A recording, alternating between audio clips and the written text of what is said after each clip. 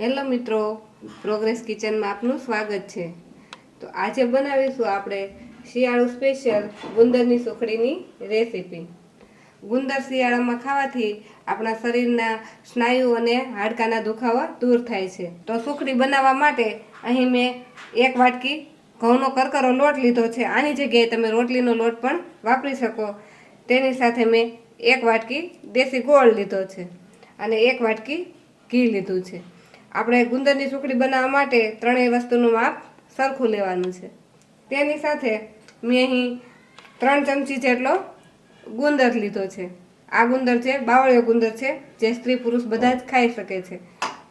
અને 2 ચમચી જેટલું સૂકા નાળિયેરનું છીણ લીધું છે અને 10 થી 12 નંગ કાજુ લીધા છે અને 10 થી 12 નંગ બદામ લીધી છે અને ગાર્નિશિંગ માટે થોડીક બદામ અને પિસ્તાની ચિપ્સ લીધી છે। અને તેની સાથે 1 ચમચી મેં સૂંઠ, ગંઠોડા અને એલચીનો પાવડર ત્રણેય પાવડર મિક્સ કરીને લીધા છે। તો સુખડી બનાવવા માટે પહેલાં આપણે આ ગુંદને એક મિક્સરની જારમાં કરકરો પીસી લઈશું।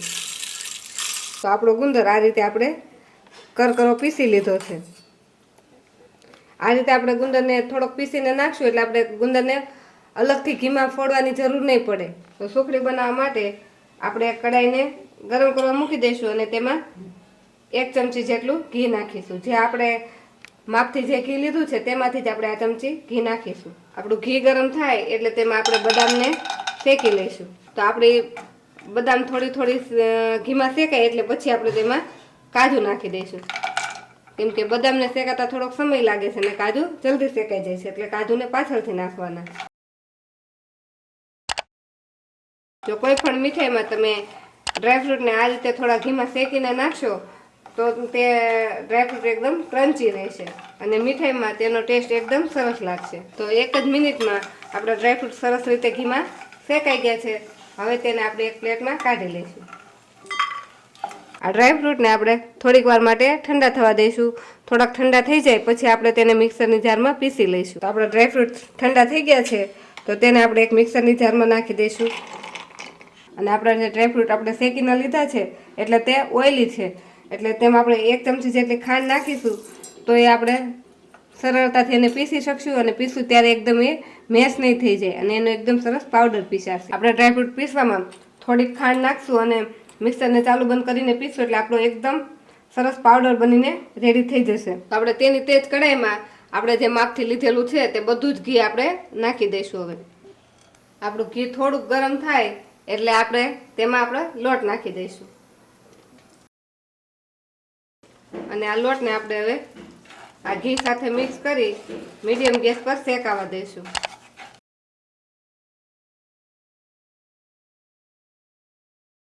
ઘીમાં આપણે લોટ નાખશું એટલે પહેલાં બધા જ ઘીને લોટ શોષી લેશે, પણ જેમ લોટ શેકાશે તેમ પછી તેમાંથી ઘી છૂટું પડતું જશે। તો આપણા લોટને શેકાતા 1 મિનિટનો સમય થઈ ગયો છે અને આપણો લોટ શેકાવા લાગ્યો છે અને તેમાંથી ઘી પણ છૂટું પડવા માંડ્યું છે।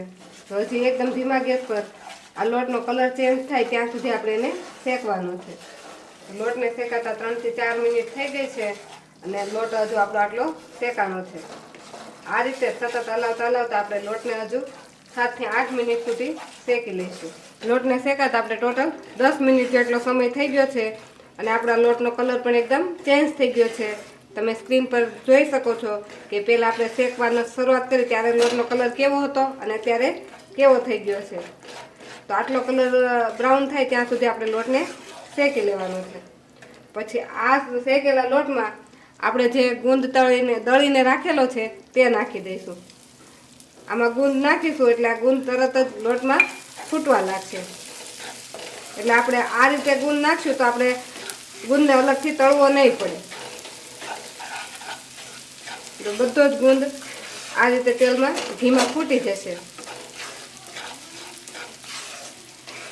એટલા માટે આ સુખડી બનાવીએ ત્યારે આપણે લોટ અને ઘીનું માપ સરખું લેવું પડે છે। જો આ રીતે ગુંદ નાખ્યા પછી આપણે 2 થી 3 મિનિટ સતત હલાવશું એટલે બધું જ ઘી શોષી લેશે અને બધો જ ગુંદ પણ ફૂટી જશે। હવે આમાં આપણે જે પીસીને ડ્રાયફ્રૂટ રાખેલા છે તે નાખી દઈશું।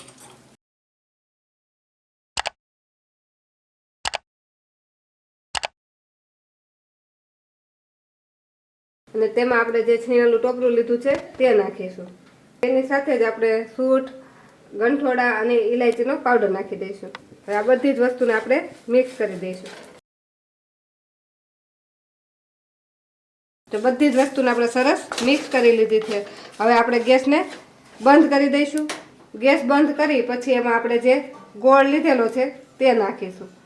ગોળને આપણે આ રીતે એકદમ ઝીણો સમારી કે ખમણીને જ લેવાનો, એટલે જ્યારે પણ આપણે આ સુખડીમાં ગોળ મિક્સ કરીએ ત્યારે ફટાફટ મિક્સ થઈ જાય. હવે આ બધી વસ્તુને આપણે મિક્સ કરી દેવાની. આપણે કડાઈ ગરમ છે ને આપણો લોટ ગરમ છે એટલે ગોળ તેમાં સરળતાથી ઓગળી જશે. પણ જ્યારે પણ તમે સુખડી બનાવો ત્યારે આ ક્યારેય પણ ગેસ ચાલુ હોય ત્યારે તેમાં ગોળ નહીં નાખવાનો, નહીં તો તમારી સુખડી એકદમ ચવડ થઈ જશે. 1 થી 2 મિનિટ માટે આ રીતે આપણે હલાવશું એટલે બધો જ ગોળ એમાં ઓગળી જશે અને આપણું મિશ્રણ જો પાછું થોડુંક ઢીલું થઈ જશે. બધો જ ગોળ ઓગળી જાય ત્યાં સુધી આપણે આને આ રીતે સતત હલાવતા રહીશું. જો આપણો ગોળ સરસ ઓગળી ગયો છે અને આપણી બધી જ વસ્તુ સરસ મિક્સ થઈ ગઈ છે, તો હવે આપણે આ સુખડીને જે પ્લેટમાં આપણે સુખડીને સેટ કરવી હોય તેમાં આપણે આ રીતે ઘીથી પહેલાં ગ્રીસ કરી લઈશું અને તેમાં આપણે ગરમ ગરમ સુખડીને નાખી દઈશું. પહેલાં આપણે ચમચાની મદદથી જ આ રીતે એને પ્રેસ કરી દઈશું અને દબાવી દઈશું, એટલે આપણે સુખડી જ્યારે આપણે પીસ પાડીએ ત્યારે વ્યવસ્થિત પીસ પડે. ચમચાની મદદથી આપણે આ રીતે એકદમ સરસ દબાવી દીધી છે. હવે એક વાટકી લઈ તેના તળિયે ઘી લગાવી આપણે એ વાટકીથી આને આપણે લીસી કરી લઈશું. આ રીતે સરસ એને આપણે લીસી કરી લઈશું.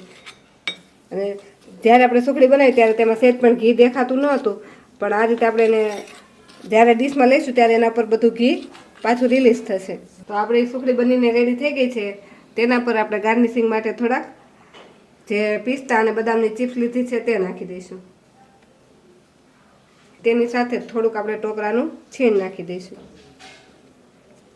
હવે આ સુખડીને આપણે 10 મિનિટ માટે ઠંડી થવા દઈશું. 10 મિનિટ ઠંડી થાય પછી આપણે એના પીસ કરી લઈશું. સુખડીને ઠંડી થતાં 10 મિનિટ જેટલો સમય થઈ ગયો છે અને તે થોડી ઠંડી થઈ ગઈ છે, તો આ સમયે તે આપણે સુખડીના પીસ કરી લઈશું.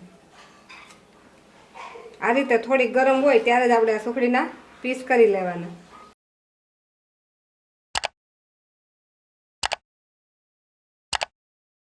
તો આપણે સુખડીના સરસ પીસ પડી ગયા છે અને હજુ આપણી સુખડી ગરમ છે, તો આને એકદમ ઠંડી થવા દેશું. તેના માટે આપણે 2-3 કલાક માટે સુખડીને આ રીતે એમને રહેવા દેશું, પછી તેના પીસ આપણે અલગ કરીશું. જો તમને શિયાળુ સ્પેશિયલ ગુંદરની સુખડીની રેસીપી ગમી હોય તો અમારા વિડીયોને લાઇક કરો અને પ્રોગ્રેસ કિચન ચેનલને સબસ્ક્રાઈબ કરો.